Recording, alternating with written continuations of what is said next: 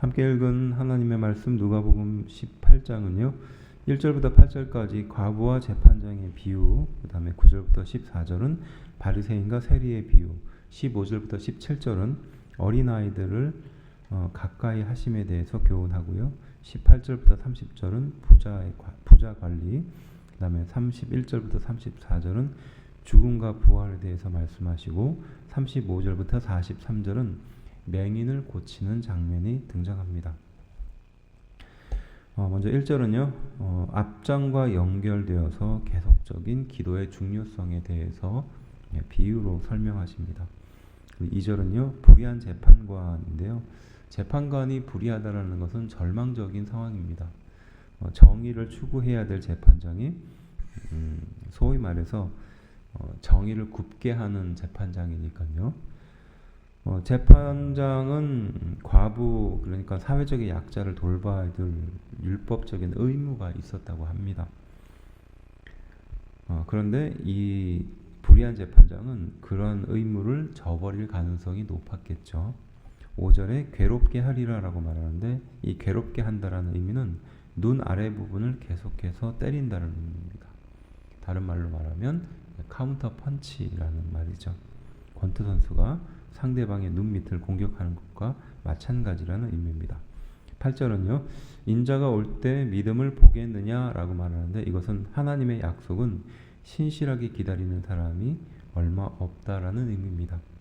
그래서 끈질긴 과부처럼 구하는 자에게 예수님의 재림을 맞이할 수 있는 것과 같다라고 교훈하죠. 9절은요.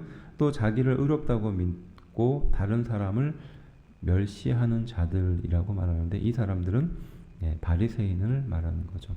행위로 의를 얻을 수 있다고 생각했기 때문입니다. 10절은요. 바리새인과 세리가 등장하는데 이 정반대의 부류의 사람이죠.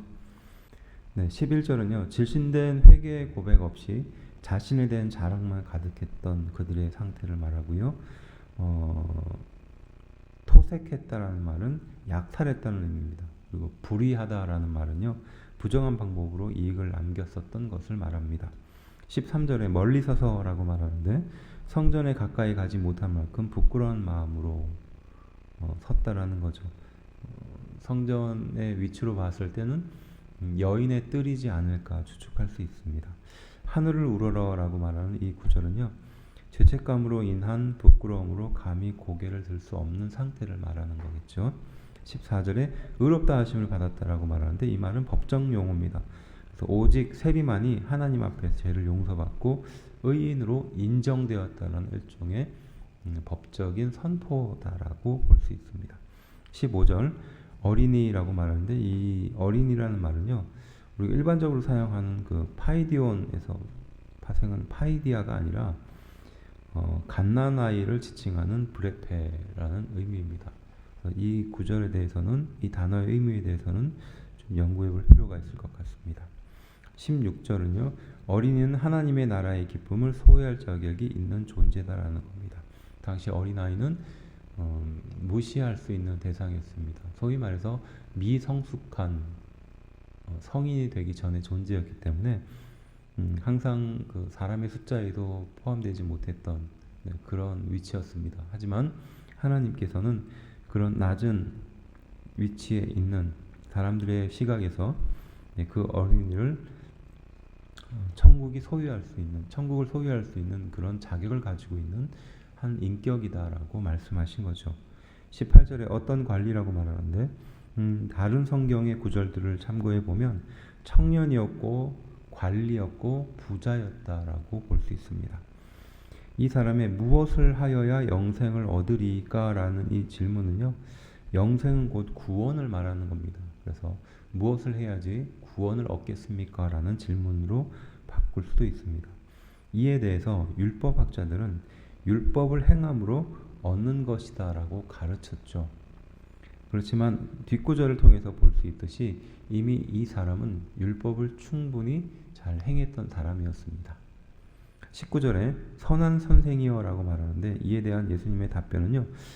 율법주의 사고에서 뛰어난 랍비에게 사용하기에도 부담스럽던 이 단어를 예수님은 부정하시죠. 그러니까 선한 선생이다라는 말은 당시 사람들의 존경을 받았던 랍비가 선한 선생이라는 말을 쓰지 못할 정도로 좀 부담스러운 호칭이었습니다. 21절은 어려서부터라고 말하는데 당시 유대인들의 종교적인 책임은 13세부터 시작됩니다. 22절은요. 내가 오히려 한 가지 부족한 것이 있나니 라고 말하는데 이건 아직 한 가지 실패한 것이 있다라는 겁니다. 그러니까 완벽해 보이는 이 사람도 사실 한 가지의 지점에서는 실패를 거듭하고 있었다는 것을 예수님이 지적하죠. 그리고 24절부터 25절은 약대가 바늘귀로 들어간다는데요. 이것은 바늘귀 문이라고 말하는데 허리를 숙이고 들어가는 문이라고도 해석합니다.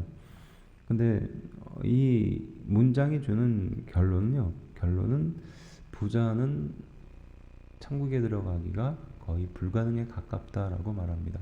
왜 그럴까요? 그것은 부자가 갖고 있는 그 부함, 그것 때문이라는 겁니다. 그래서 하나님의 말씀을 제대로 보지 못하고 배척하게 되는 것이 부자였기 때문이라는 겁니다.